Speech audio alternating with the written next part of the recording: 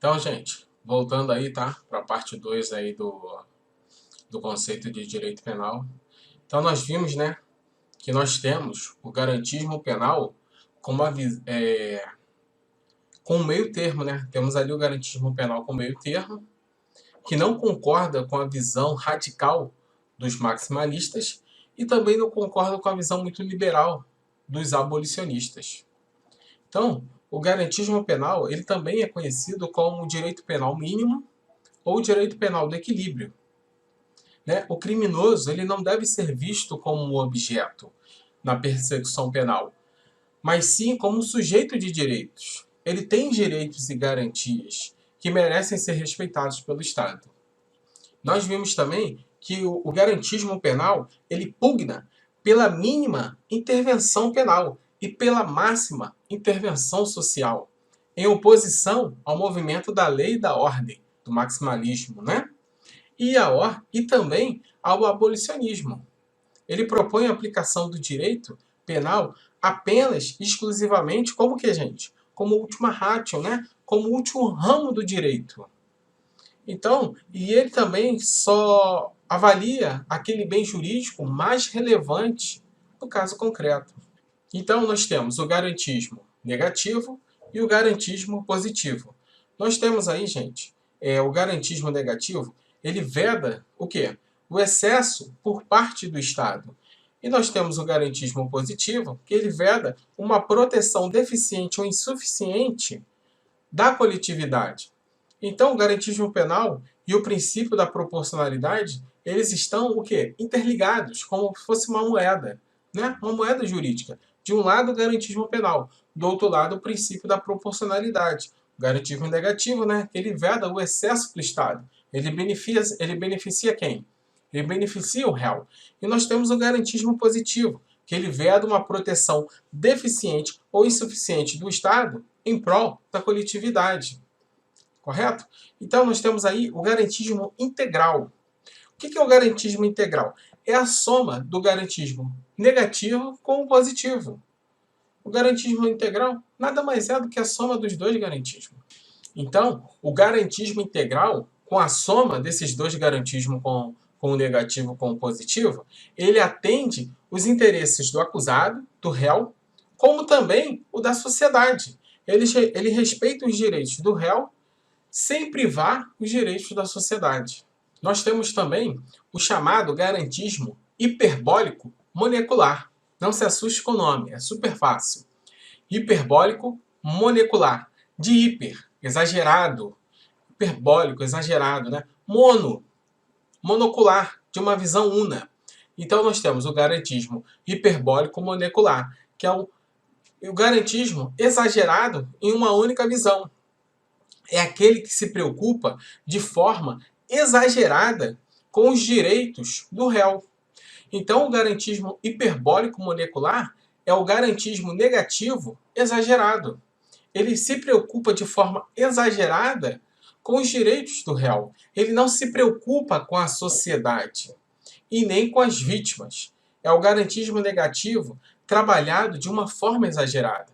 Então, nós temos aí o garantismo integral, que é aquele que atende os interesses do acusado, do réu, como também da sociedade, e o garantismo hiperbólico molecular, que é aquele que se preocupa de forma exagerada com os direitos do réu. Ele não se preocupa com a sociedade nem com a vítima.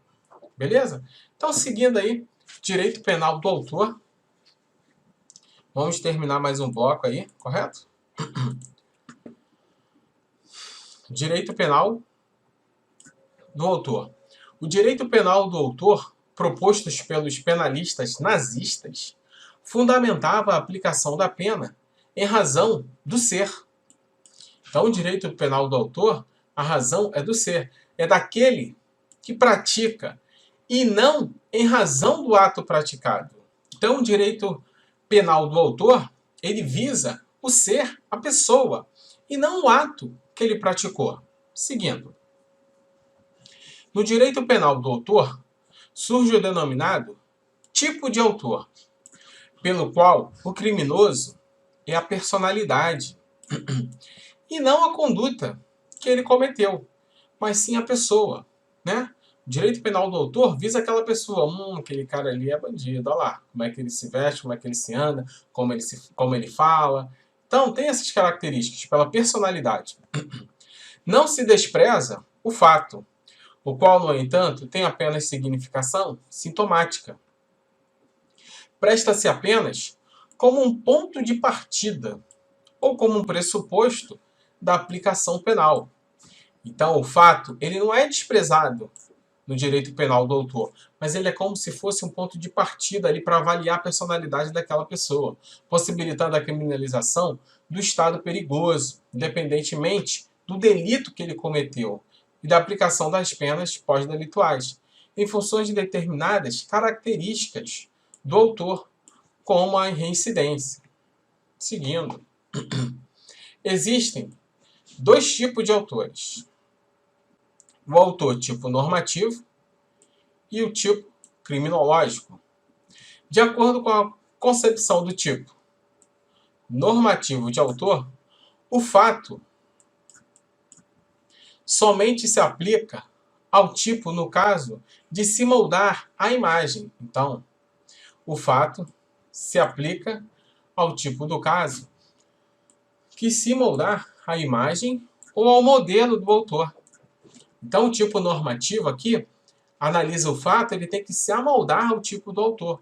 O que se faz é comparar o fato concreto, compara o fato concreto com o modelo de conduta representado da ação que se espera de um típico autor do delito. Compara o fato concreto com o modelo da conduta representado por aquele autor. Diferentemente na concepção do tipo criminológico do autor. Diferentemente. O que conta não é o juízo de valor, mas sim a constatação empírica de que a personalidade do autor ela concorda com as características do criminoso habitual. Então, o criminológico vai mais pela personalidade. O normativo, ele compara o fato com a pessoa.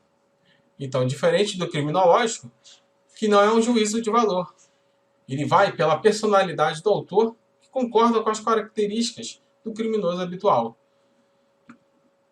Segundo Zaffaroni, esclarece que, ainda que não haja um critério unitário acerca do que seja o direito penal do autor, podemos dizer que, ao menos em sua manifestação extrema, é uma corrupção do direito penal, em que não se proíbe o ato em si. Não se proíbe o ato em si, mas o ato como manifestação de uma forma de ser do autor. Então você avalia aquele autor, ele tem cara de ser estuprador, ele tem cara de ser de extorquista, de 171. Então você analisa a pessoa de uma forma dele ser o autor. Esta sim, considerada verdadeiramente delitiva. O ato teria valor de sintoma de uma personalidade. O proibido, o reprovável ou perigoso, seria a personalidade e não o ato. Então, o ato proibido, reprovável, perigoso é a pessoa em si, é a personalidade dele, e não o ato que cometeu. Esse é o direito penal do autor. Dentro desta concepção, não se condena tanto o furto. Então, desta concepção, não se condena o quê? O furto. Não condena o ato praticado, a conduta, mas sim o quê? Não condena ele como ser ladrão. Seria personalidade, não o ato. Dentro desta concepção, não se condena tanto o furto como ser ladrão.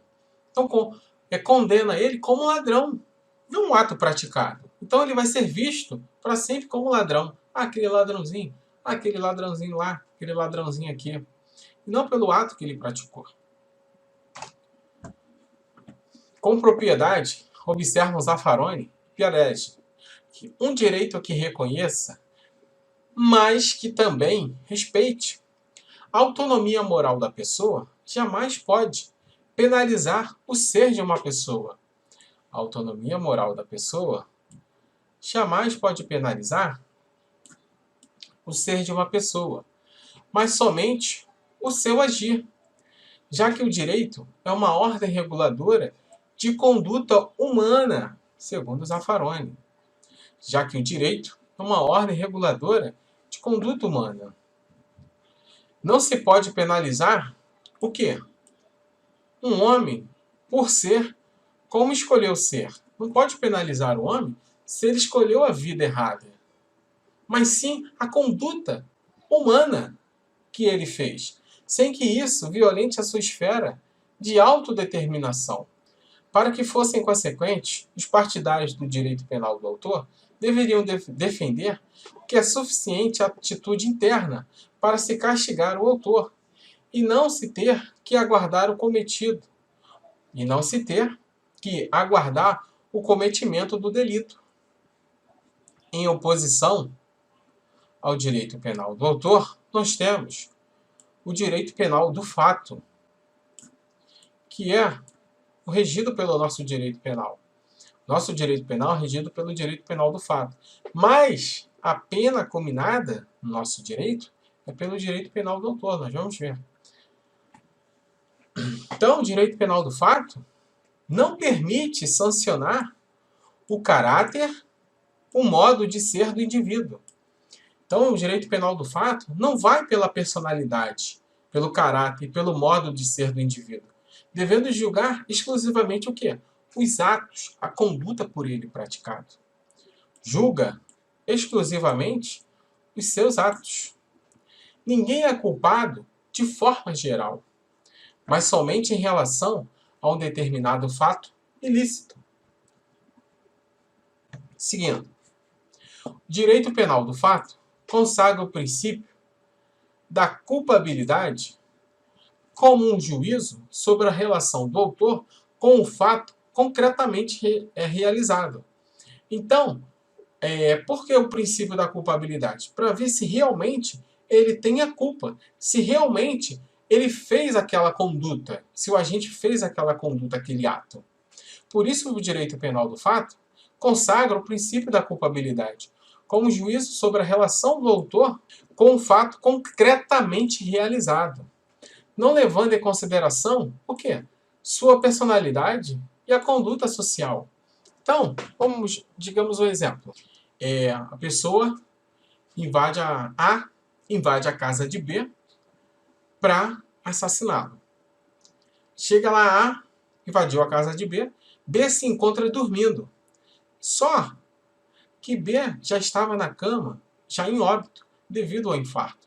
A, não sabendo, percebendo que estava dormindo, não sabia que estava morto, desfere 3 tiros em cima de A. A polícia pega A.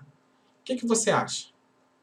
A, ele vai ser penalizado por este crime de homicídio? Não, ele não vai ser ele não vai ser penalizado pelo crime de homicídio, porque B já estava morto. Ele só vai ser responsabilizado pelo porte ilegal de armas, pela violação de domicílio, mas não pelo homicídio. Por quê? B já se encontrava morto. Então, o direito penal do fato, ele tem o princípio da culpabilidade, não é em relação à personalidade, mas sim o fato concretamente realizado em relação ao autor. Então não se leva em consideração a sua personalidade. Aquele cara é um criminoso. Ele entrou na casa de fulano para matar. Só que a pessoa já estava o quê? Já estava em óbito. Então, o princípio da culpabilidade em relação ao direito penal do fato, entra aqui no exemplo que eu te dei. Voltando. O princípio da culpabilidade, cujo pilar é a dignidade da pessoa humana, se desdobra em 3 aspectos fundamentais. 3 aspectos fundamentais. O elemento integrante do conceito analítico de crime. O elemento integrante do conceito analítico de crime. O conceito analítico, ou estratificado de crime, consiste em uma conduta típica, ilícita e culpável.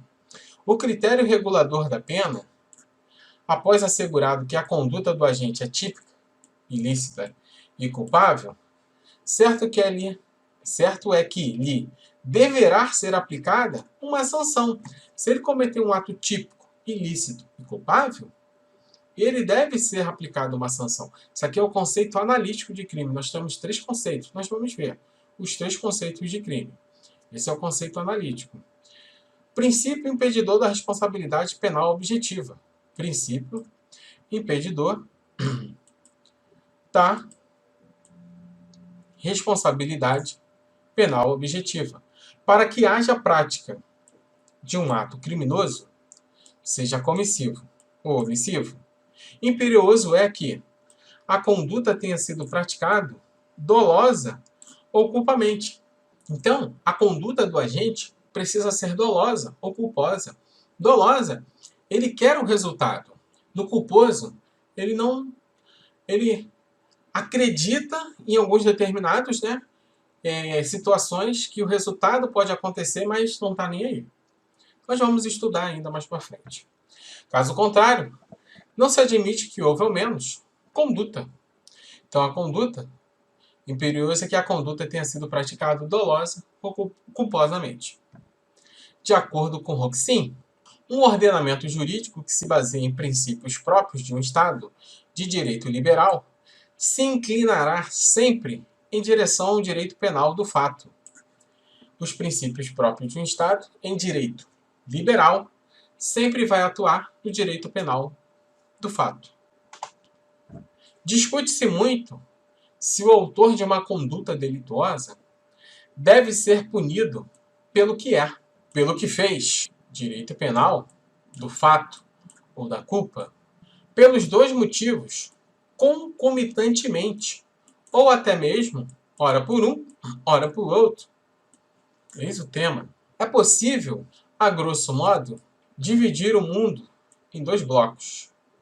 De um lado, os países que adotam o direito penal do fato, e de outro lado, os países que adotam o direito penal do autor.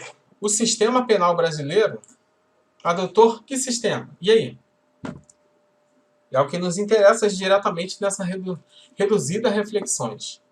Adotou para caracterizar o crime, direito penal do fato. Entretanto, para a fixação da pena, o regime de cumprimento de pena, a espécie de sanção, entre outros, adotou o direito penal do autor. Isso significa que, no nosso caso, para responsabilizar penalmente alguém pela prática de uma conduta criminosa, impõe-se ao Estado, por meio do trabalho inicial, de regra, da Polícia Judiciária, inquérito policial, e do MP, deixa em juízo o processo, provar de forma induvidosa a sua ocorrência direta ou indiretamente para a prática da conduta a qual lhe foi imputada.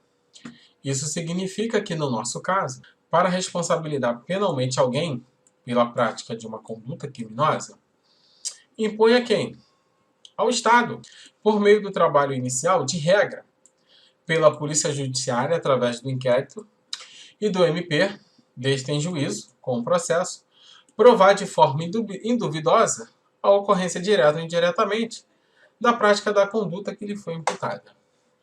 Nessa perspectiva, não interessa o histórico ou antecedente do investigado ou suspeito, por mais criminoso que seja o possível autor da infração.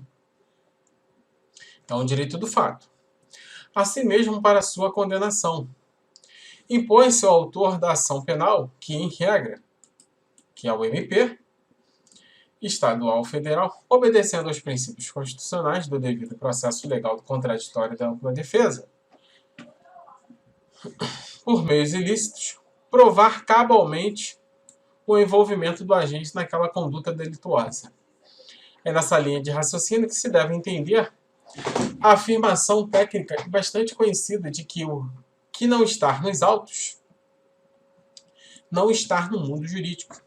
Ou seja, mesmo que se tenha certeza de que A foi o autor da morte de C, ou de que o caminhão carregado de maconha apreendido seja procedente da fronteira do Brasil com o Paraguai, por pior que sejam os antecedentes dos possíveis autores, se essa certeza não vier para os autos do processo, a condenação não poderá ser concretizada. Direito penal do fato e não do autor. Então, aqui, por mais, está dizendo aqui, né? por pior que sejam os antecedentes dos possíveis autores, se não vier para os autos do processo as provas que possam condená-lo, não serão condenados. A partir da ideia do direito penal do fato, é que se justifica a não punição nos chamados crimes impossíveis, previsto no nosso Código Penal. Então, o direito penal do fato justifica-se a não punição dos crimes impossíveis. Lembra daquele exemplo que eu dei? O cara invadiu a casa para matar a B, só que B já estava morto devido ao infarto? Crime impossível. Embora a tentativa tenha se verificado, para exemplificar, vamos imaginar a hipótese que um temeroso matador profissional seja contratado para matar A. Para executar com sucesso a tarefa, disparou sua arma contra a vítima no momento que dormia. Olha o nosso exemplo aí. Contudo, por meio do exame pericial, constatou-se que A já se encontrava morta, não por ocasião dos disparos, mas sim por um infarto. Neste caso, não obstante a intenção de matar e os antecedentes anteriores do matador profissional, ele não responderá pela morte. Por quê? Não foi o autor do fato da morte. Ele não foi o autor do fato. Logo, não será responsabilizado pelo crime de homicídio. Poderá, sim, ser responsabilizado penalmente pelo porte ilegal de arma e o de invasão de domicílio, mas não pela morte em si. Disso se conclui o quê? Que para responsabilizar alguém pela prática de um crime, o sistema penal brasileiro leva em consideração o direito penal do fato, enquanto que para punir, aplicar a pena no caso concreto, tem-se como base o direito penal do autor. Facinho, tranquilo, de leve. Seguindo, direito penal do inimigo. Surgiu que em 99, na Alemanha, Teoria do Direito Penal do Inimigo, publicada pelo penalista Gunther Jacobus. Primeiramente, Jacobus asseverou que todas as suas afirmações deveriam ser entendidas sob o aspecto descritivos, devido à distância existente entre o modelo jurídico penal ideal e a realidade. Vamos ver aí o que Jacobus pensa. Jacobus, no entanto, abandonou o enfoque descritivo e justificou a legitimidade do sistema jurídico por ele defendido em 3 alicerces. O Estado tem direito a procurar segurança. O Estado tem direito de procurar a segurança em face de indivíduos que reincidam persistentemente por meio de aplicação de institutos juridicamente válidos. Medida de segurança. 2. Os cidadãos têm direito de exigir que o Estado tome medidas adequadas e eficazes para preservar sua segurança diante de tais criminosos. 3. É melhor delimitar o campo do direito penal do inimigo do que permitir que ele contamine indiscriminadamente todo o direito penal. O sistema jurídico defendido por Jacobus divide as pessoas em cidadãos e inimigos, como representantes opostos de um único contexto de direito penal. Então, para Jacobus, existiam os cidadãos e o inimigo, direito penal do inimigo, podendo às vezes se sobrepor como a ocultação do cidadão pelo inimigo. Para Jacobus, o direito penal do cidadão é um direito também no que se refere ao criminoso. Este segue sendo pessoa, mas o direito penal do inimigo. Então, o que ele entendeu aqui? Ele tinha 2 tipos de direito penal: para o cidadão e para aquele cara que era um inimigo da sociedade, que comete os crimes habitualmente. Então ele tinha dois tipos de direito penal. Para o cidadão, aquele que cometeu um crime esporadicamente, e para aquele do direito penal do inimigo, que sempre com habitualidade comete um fato infracional. Então, o direito penal do inimigo é um direito em outro sentido. Certamente o Estado tem o direito a procurar segurança frente a indivíduos que reincidem persistentemente na comissão de delitos. Então, direito penal do inimigo são aqueles indivíduos que diariamente estão cometendo crime. Os cidadãos seriam as pessoas de bem, que erram, que têm o direito de errar. Entendeu? O que Jacobus fez? Ele dividiu o direito penal para aqueles que são cidadãos e para aquele que comete o crime reiteradamente. Então, para os cidadãos, que aqueles que erram, mas que demonstram participação, comprometimento e lealdade jurídica, encontra-se que protegido pela lei, respeitando todas as garantias penais e processuais. Então, para o direito penal do cidadão, ele tem todos os direitos protegidos por lei, pela lealdade, todas as garantias penais e processuais. O direito penal cidadão garantia a vigência da lei como forma de expressão da sociedade. As pessoas que, de alguma forma, seja pela profissão, pela opção sexual ou conduta social, não se enquadram nos padrões sociais, são considerados inimigos e, em sanção a eles, seria permitido, de acordo com a teoria do direito penal do inimigo, afastar-se das garantias constitucionais de proteção ao indivíduo e utilizar a coação como ferramenta de manutenção da ordem. Munhoz Conte explicita que o modelo exposto prega o quê? Veementemente a law and ordem, como fator único de segurança estatal. Para Jacobus, o inimigo não está inserido na sociedade como ente de direitos e garantias, somente com deveres. Quem não oferece segurança de que comportará como pessoa, não pode esperar ser tratado como pessoa, como tampouco o Estado está autorizado a tratá-lo ainda como pessoa, pois, de outro modo, estaria lesando o direito das outras pessoas à segurança. Olha o pensamento de Jacobus. Jacobus reafirma que o direito penal do inimigo continua sendo direito, na medida em que vincula os cidadãos, por seu lado, mais precisamente o Estado, seus órgãos e seus funcionários, no combate dos inimigos. Com efeito, o direito penal do inimigo não constitui um código de normas para a destruição ilimitada, mas sim, o direito penal do inimigo, no Estado de Direito gerido de forma inteligente, como uma última ratio, a ser aplicado conscientemente como exceção, como algo que não presta a um uso duradouro.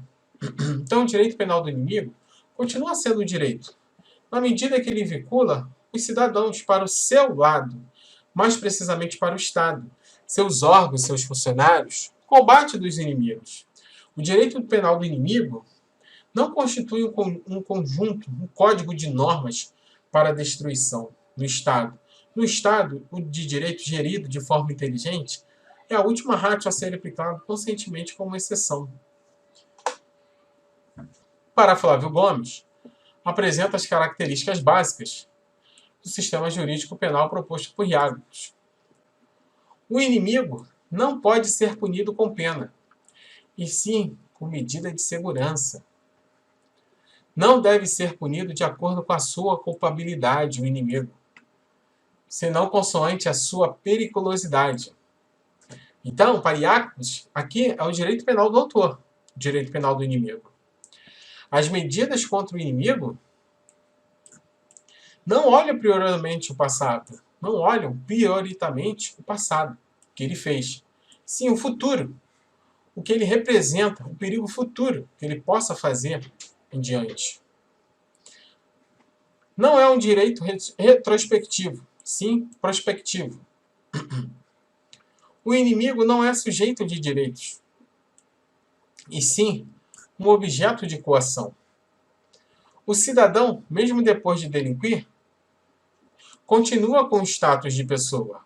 Então, aqui, cidadão, mesmo depois de delinquir, ele continua com o status de pessoa. Ele não vai ter aquela visão de inimigo. Já o inimigo, ele perde o status. Importante, só a sua periculosidade. O direito penal do cidadão mantém a vigência da norma. Já o direito penal do inimigo combate preponderantemente o perigo que aquele inimigo possa fazer em face à sociedade. O direito penal do inimigo deve adiantar o âmbito de proteção da norma, uma antecipação tutela penal, para alcançar os atos preparatórios. Então, o direito penal do inimigo, ele alcança os atos preparatórios. Mesmo que a pena seja intensa, desproporcional, ainda assim, justifica-se a antecipação da proteção penal em relação ao inimigo. Agora, quanto ao cidadão, autor de homicídio ocasional, espera-se que ele exteriorize um fato para que incida a reação, quem vem confirmar a vigência da norma. Em relação ao inimigo, deve ser interceptado prontamente no estado prévio, em razão de sua periculosidade. Em crítica ao modelo de Agnos, o jurista argentino Zaffaroni afirma que admitir um tratamento penal diferenciado para os inimigos não identificáveis, fisicamente reconhecíveis, significa exercer um controle social mais autoritário sobre a população, como um único modo de identificá-los, e, ademais, impor a toda a população uma série de limitações à sua liberdade, e também risco de uma identificação errônea. Consequentemente, condenações e penas inocentes. Como é que você vai distinguir o inimigo do cidadão? Essa é a visão de Zaffaroni, criticando o modelo de Agnos. Como é que você vai definir o inimigo para atuar ali prontamente contra o inimigo do cidadão que comete aquele crime eventualmente? Comete aquele crime esporadicamente ali. Seguindo, o direito penal do inimigo, a sanção penal é aplicada com extremo rigor. E o objetivo é punir o inimigo de modo exemplar por atos cometidos, podendo relativizar ou suprimir garantias processuais. Ou seja, tira as garantias processuais do inimigo. Segundo Jacobs, o direito penal, o que seriam as garantias? Garantia ao contraditório, garantia à ampla defesa. Então, para o direito penal, se caracteriza por 3 elementos, segundo Jacobs. Em primeiro lugar, constata um amplo adiantamento da punibilidade. Em segundo lugar, as penas previstas são desproporcionalmente altas, especialmente a antecipação da barreira de punição não é tida em conta para reduzir em correspondência a pena ameaçada. E, em terceiro lugar, determinadas garantias processuais são relativizadas ou, inclusive, suprimidas. Garantia ao contraditório, ampla defesa. Garantismo penal. A teoria do garantismo penal, defendida pelo jurista italiano Luigi Ferraioli, estabelece critérios racionais à intervenção estatal, assegurando os direitos e as garantias fundamentais, contraditório, ampla defesa, como limite do direito penal. No garantismo penal, o réu ele não é tido como um mero objeto na persecução penal, mas sim um detentor de direitos e garantias, de forma a orientar e corrigir os excessos do Estado. Nós temos, então, o garantismo penal positivo e o garantismo penal negativo. Lembra? O garantismo se vincula ao conceito de Estado de Direito, modelo jurídico destinado a limitar, a evitar e a evitar a arbitrariedade do poder estatal, pois as constituições do Estado de Direito prevêem instrumentos jurídicos expressos limites, vínculos e obrigações impostas ao poder estatal, a fim de maximizar a realização dos direitos e minimizar as suas ameaças. Então, nós temos que o direito penal máximo o direito penal deve ser a regra, o máximo de rigor. O abolicionismo penal. Não deve existir o direito penal. E o direito penal mínimo, que é o garantismo penal. O direito penal deve ser a exceção, deve atuar em última ratio. Tutelar o bem jurídico mais relevante. Show? Seguindo. Ferraioli, com base na análise dos elementos constitutivos do delito, formulou o princípio da regulatividade, o qual designa a estrutura deutônica, a ciência dos deveres morais, das leis penais, e se identifica com o pressuposto lógico de que ele se identifica com o quê? Com as garantias, gente, substanciais da materialidade e da culpabilidade. Amparado na distinção elaborada pela filosofia jurídica analítica, sustenta que as normas podem ser classificadas em regulativas ou constitutivas. As primeiras, regulativas, são aquelas que regulam um comportamento, qualificando deotonicamente como permitido, proibido ou obrigatório, e condicionando a sua comissão ou omissão à produção de efeitos jurídicos que prevê. Em poucas palavras, pressupõe a possibilidade de serem observadas, violadas por parte de seus destinatários. Seguindo, pelo princípio da regulatividade, consequentemente, restam as leis penais constitutivas, que não regulam comportamentos, não contêm proibições, não admite a alternativa entre a observância e a inobservância, senão que constitui diretamente os pressupostos da pena, estigmatizando ou qualificando como réus um sujeito ou uma classe de sujeitos, muito mais em razão de sua forma de ser do que pela sua forma de atuar. Então, as leis penais constitutivas, que não regulam o comportamento, não contêm proibições, não admitem alternativa, então, senão que constitui o quê? Diretamente os pressupostos da pena, qualificando como réus sujeitos a uma classe de sujeitos, muito pela razão da sua forma de ser, e não pelo ato, pela sua forma de atuar.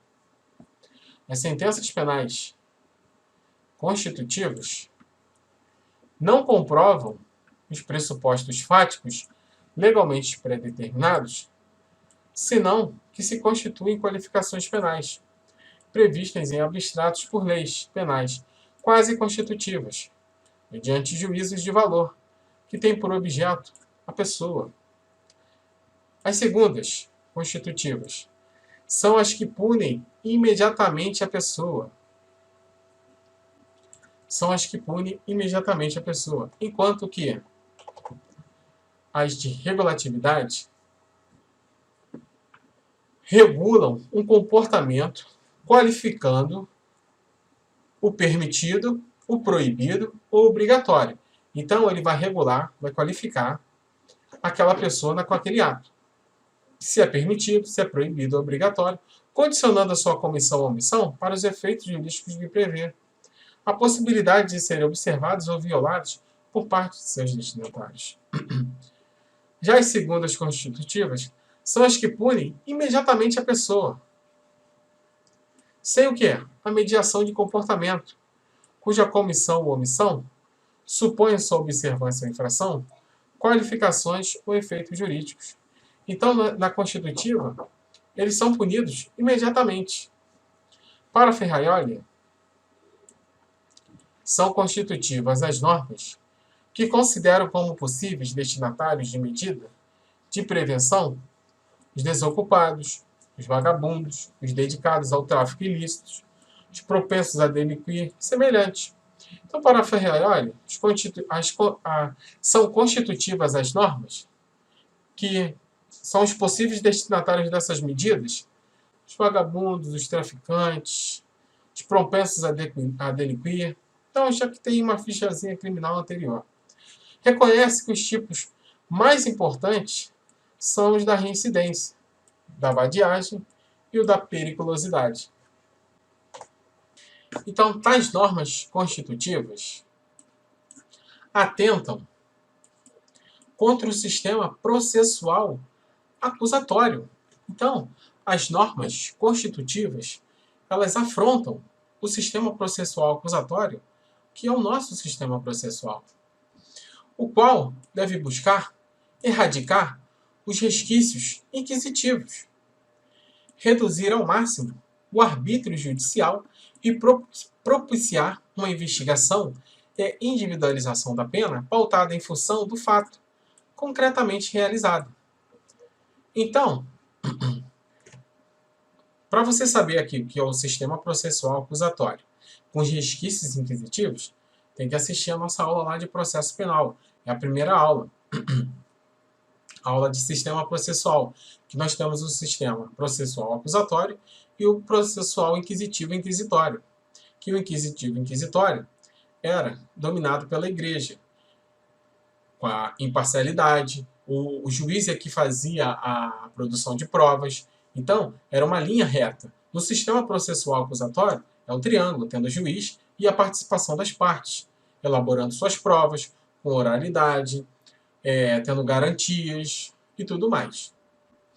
Então, a dinâmica garantista assenta-se em juízos de certeza maior ou menor construídos sobre a ótica das liberdades individuais. A dinâmica garantista assenta-se em juízos de certeza maior ou menor construídos sobre a ótica das liberdades individuais em contraposição ao arbítrio estatal. Então, o garantismo é contra o excesso, né? Então, nós temos o garantismo negativo, que ele veda o excesso do Estado, e o garantismo positivo, que ele veda uma proteção deficiente ou insuficiente por parte do Estado em prol da coletividade. O indivíduo não é um objeto da sanção penal, e sim um fato. No garantismo penal, o indivíduo ele não é um mero objeto da persecução penal, mas sim um indivíduo sujeito de direitos e garantias. As garantias passam a ser a segurança para toda a sociedade. Nós temos lá, né? Tem um direito constitucional, já botei a aula aí, a primeira aula. Então, as garantias passam a segurança para toda a sociedade. Então, nós temos como garantia para os réus o contraditório e a ampla defesa, que está dentro do devido processo legal. O devido processo legal, ela dá essas duas garantias da ampla defesa e do contraditório. Então, o garantismo penal zela pela garantia, baseado no princípio do indúbio pro réu ou do favor rei. Ferraioli soluciona o problema da incerteza e defende que uma presunção legal de inocência em favor do acusado, precisamente porque a única certeza que se pretende do processo afeta os pressupostos das condenações e das penas, e não das absolvições e da ausência de penas, baseado no princípio do indúbio pro réu ou do favor rei. Problema da incerteza. Então, se não tem certeza, defende uma presunção legal de inocência. Então, o que o garantismo adota para poder arrancar esses resquícios inquisitivos? Por que os resquícios inquisitivos? Porque o juiz, no resquícios inquisitivos, ele produzia a prova. Então, quem produz as provas? As partes, no sistema acusatório. As partes é que produzem as provas. Então, o que acontece? Se o juiz não tem todas as provas para o seu mero convencimento, se ele está em dúvida, deve, pelo garantismo penal, absolver o réu por insuficiência de prova, princípio do indúbio pro réu. Problema da incerteza defende pela presunção legal de inocência em favor do acusado. Entendeu? Vamos seguindo. Direito penal do autor. Que é igual ao quê? foca no autor, na sua conduta de vida, no seu ser. Direito penal do ato-fato. Foca o quê? No ato. Em como foi praticado o ato, como foi praticado o fato. E não o ser, o autor. Direito penal do inimigo. Direito penal do fato, o ato. Direito penal do autor. Direito penal do inimigo. Aplicada aos inimigos. Então, essa aqui é a teoria de Jacobs, que ele distinguia dois direitos, né? Tinha dois direitos penais, o do inimigo e do cidadão. Só que Zaffaroni, ele criticou. Como é que você vai saber quem é inimigo e quem não é? Você pode adotar aí uma pena maior para o inocente. Então Zaffaroni criticou aí a teoria de Jacobs, do direito penal do inimigo. As pessoas que praticam contravenções penais com frequência são aplicados aos inimigos. As pessoas que praticam as contravenções penais com frequência são considerados inimigos. Exemplo, organização criminosa, pessoal lá de Brasília, né? As sanções são aplicadas com maior rigor, além das garantias processuais serem relativizadas ou até suprimidas. Então, as sanções são aplicadas com o máximo de rigor. Aqui vale o garantismo maximalista, né? Que são aplicadas com o máximo de rigor, as garantias processuais. Serem relativizadas ou até suprimidas o quê? As garantias processuais. A ampla defesa. O contraditório. Então é aplicada com o máximo de rigor. Aqui é o maximalismo penal. Lembra lá do direito penal máximo, direito penal mínimo e o garantista? Não, direito penal máximo, direito penal mínimo, que é o garantista, e o abolicionismo. Então, é diferente. Cadê a caneta? Aqui. É diferente. Então, o direito penal do inimigo é diferente do direito penal do cidadão, no qual as sanções são mais brandas, mais leves, e há explicações de maiores garantias processuais. Então, aqui nós temos a diferença que Jacobs botou para o direito penal do inimigo e o direito penal do cidadão. O direito penal do inimigo são as pessoas que praticam as contravenções penais com frequência. E o do cidadão são aqueles que não praticam com frequência. Então, o direito penal do inimigo, as sanções são tidas com maior rigor. Do cidadão, são mais brandas. O cidadão, ele é um cidadão com direitos com mais garantias processuais. O inimigo, não. Viu aí a diferença? Seguindo. Criminalização primária é igual a alternativa, que é diferente da criminalização secundária, que é igual ao poder de aplicar a lei penal. Criminalização primária é igual a alternativa. Então, o direito penal do autor tem como característica a ampliação da tipicidade do crime para atingir também os atos preparatórios. O direito penal do autor tem como característica a ampliação da tipicidade do crime para atingir o que, gente? Os atos preparatórios e os de tentativa. O direito penal do autor, ele atinge os atos preparatórios e os da tentativa. Há que se falar também que poderá servir de fundamento para a redução de pena quando existirem circunstâncias pessoais favoráveis ao acusado. Além dessas formas tradicionais e puras, porém, integrando-as e complementando-as com um conjunto de presunções, encontra-se o novo direito penal do risco. Antecipa a tipicidade na direção de atos de tentativa e mesmo preparatórios, o que aumenta a relevância dos elementos subjetivos e normativos dos tipos penais, pretendendo assim controlar não apenas a conduta, mas também a lealdade do sujeito ao ordenamento. A criminalização primária e a criminalização secundária. Primária tem como característica a igualdade e abstração, uma vez que a lei penal é genérica e a todos dirigida. É o ato e efeito de sancionar uma lei penal material, que incrimina ou permite a punição de certas pessoas. Esse é o conceito da criminalização primária. Igualdade e abstração É uma lei penal genérica dirigida a todos. O ato e efeito de sancionar uma lei penal material que incrimina ou permite a punição de determinadas certas pessoas. Criminalização secundária é a ação punitiva exercida sobre pessoas concretas. Inimigo.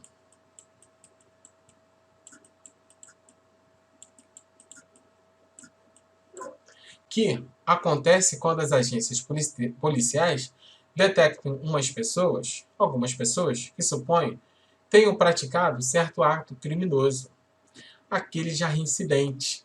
Aqui nós temos a criminalização secundária para aqueles que são reincidentes, com habitualidade no crime. E a criminalização primária, aqueles que cometem o crime por um determinado momento, cometeu aquele crime, mas é um cidadão de bem. Cidadão de bem foi ótimo. Então vamos lá. Só para constar aqui, para a gente resolver algumas questões de conceito que caiu, só para não ficar aéreo aí, sabendo o que é isso, o que é aquilo. Mas a gente vai ver essas teorias aqui depois, tá, gente? Se chama o famoso luta. O que é o luta? Luta. São as duas teorias no direito penal que nós temos. Luta, teoria da ubiquidade, lugar do crime. Teoria da atividade é o tempo do crime. Então, teoria da ubiquidade, que é o lugar do crime. Teoria da atividade é o tempo do crime. Então, nós temos para essas duas teorias o lugar do crime e o tempo do crime. Lugar do crime, teoria da ubiquidade. Tempo do crime, teoria da atividade. Tempo do crime está consagrado aqui no artigo 4º do Código Penal. E eu vou também colocar aí para vocês uma aula, a letra da lei do direito penal, processo penal e de todas as matérias. Seguindo. Considera-se praticado o crime. Considera-se praticado o crime no momento da ação ou da omissão, ainda que outro seja o resultado. Então aqui é o tempo do crime. Então o momento da ação ou da omissão é o tempo do crime. Qual o tempo do crime? É o tempo da ação ou da omissão, ainda que o resultado tenha sido em outro momento. Mas o momento da ação ou da omissão é o tempo do crime. É ali que começa o crime. Lugar do crime. Teoria da ubiquidade. Ubiquidade. E aqui a teoria da atividade. Tá feio porque eu estou no mouse, tá, gente? Artigo 6º. Considera-se praticado o crime no lugar em que ocorreu a ação ou omissão. Então, teoria da ubiquidade, lugar do crime. Considera-se praticado o crime no lugar em que ocorreu a ação ou omissão. Aquele lugar que ocorreu a ação ou omissão é o lugar do crime. No todo, nós vamos ver isso depois. Ou, em parte. Então, o cara está na fronteira do Brasil com o Paraguai. Ele atirou A, atirou em B no Brasil. Só que ele foi para o Paraguai e morreu lá. Então, o lugar do crime. Nós vamos ver isso aí. Pode ser os dois lugares, dependendo do lugar. Mas, em princípio, no Brasil, onde ocorreu a ação ou a omissão. Bem como onde se produziu ou deveria produzir o resultado. O resultado, então, foi produzido aonde? No Paraguai. O que foi o resultado? A causa-morte. Em que pese a necessidade de instituição em lei, de lei em sentido estrito, para a criação da lei penal, a doutrina e até mesmo os tribunais relativizam esta condição, tendo como parâmetro que a analogia não pode ser realizada em prejuízo do réu, mas poderá ser invocada em seu benefício. Nós vimos, né? analogia em Bonaparte. A analogia em Malaparte, ela não pode ser aplicada no direito penal. Mas nem sempre a analogia em Bonaparte é aplicada. Lá nós vimos lá, né, as leis excepcionais. Então, fontes do direito penal, gente, vai ficar aí para o próximo bloco. Fica ligado aí.